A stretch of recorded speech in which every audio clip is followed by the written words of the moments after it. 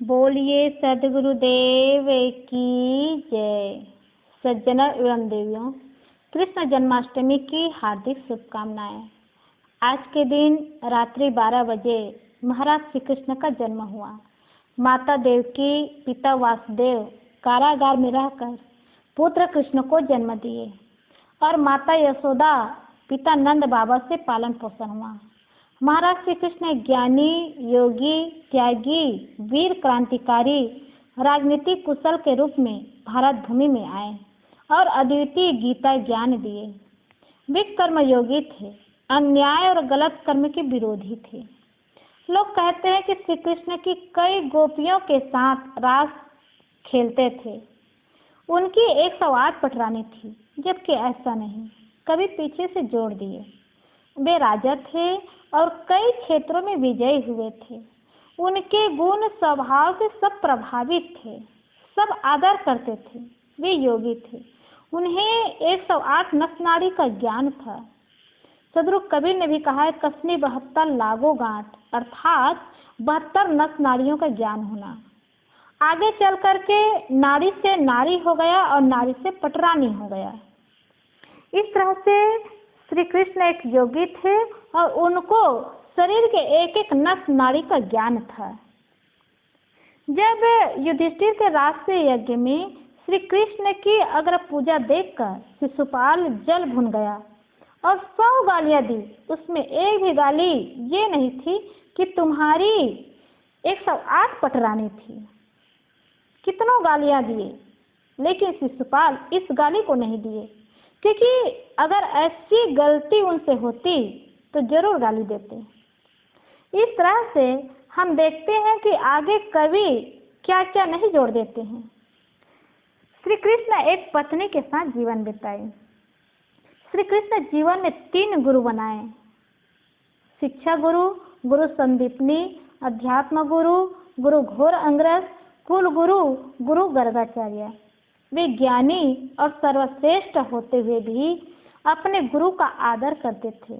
आज भी श्री कृष्ण के ही मानने वाले एक भी गुरु नहीं बना सकते और बना भी लिए तो आदर नहीं करते। लेकिन श्री कृष्ण के पास सब गुण, सब योग्यता, सब कला होते हुए भी, वे राजा होते हुए भी गुरु और संतों का आदर करते थे। जब मगध नरेश जरासंध मथुरा पर कई बार आक्रमण किए, तब श्री कृष्ण मीटिंग बुलाकर समूचे यादव वंश को इकट्ठा किए। तब श्री कृष्ण ने कहा, हम जरासंध से विजयी नहीं हो पाएंगे, इसलिए मथुरा से भाग जाना ठीक है।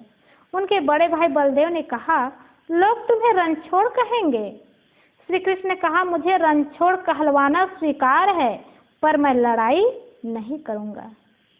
और मथुरा छोड़कर समुद्र के तट पर द्वारका बसाए।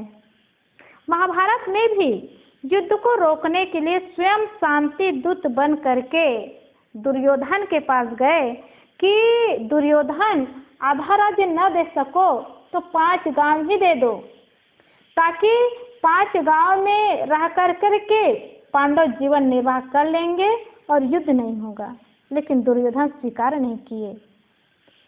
श्री कृष्ण समझौता करने के लिए गए थे ताकि युद्ध ना हो, लेकिन दुर्योधन स्वीकार नहीं किए और श्री कृष्ण का शांति दूत बन करके जाना भी निरर्थक हो गया।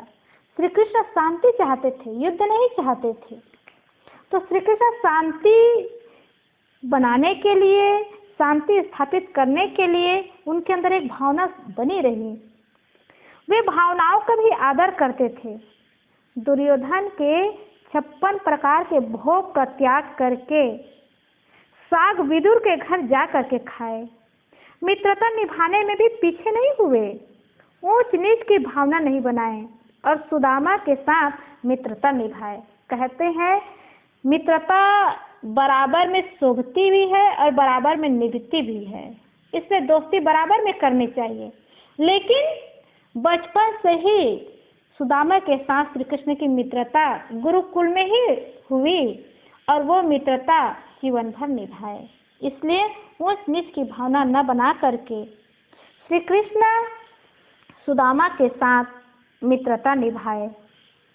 जब श्री कृष्ण परिवार में विखंडन होते हुए देखकर नारद जी के पास जाकर राय लिए कि परिवार में एकता कैसे हो।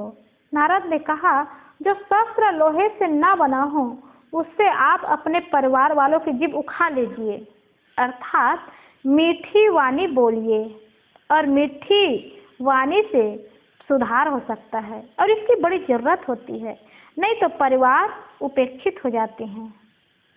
इस तरह से श्री कृष्ण ज्ञानी हो करके भी वे अपने मन की शांति के लिए, परिवार की एकता के लिए अपने से बड़े और पूज्य मान करके नारद के पास जा करके वे समझौता किए।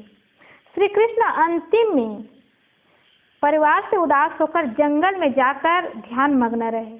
वहीं पर जरा नाम के व्याध ने मृगा समझकर बाण मारा और श्री कृष्ण के पैर के तलवे में पड़ा। जरा नाम का व्याध बहुत दुखी हुआ, आकर के माफी मांगने लगा। श्री कृष्ण ने कहा कि आप दुखी मत होइए, ये तो कर्मों का फल है, मुझे अपने कर्मों का फल मिला। और वहीं पर श्री कृष्ण का शरीर शांत हुआ। वे 125 वर्ष की लंबी आयु तक जीवन बिताए। ऐसे महापुरुषों की जीवनियां हमें एक आदर्श देती है। ऐसे महापुरुषों की जीवनी से हमें आदर्श मिलता है। उनके व्यक्तित्व और कर्तृत्व से पर महिमा जोड़ करके व्यक्तित्व और कर्तृत्व को भूल जाते हैं और कितना त्याग किए, कितनी तपस्या किए, ये सब को आदमी विस्मृत कर देते हैं। एक आदर्श महापुरुष भारत में आकर भारत भूमि को पवित्र किए, भारत भूमि की शोभा बढ़ाए।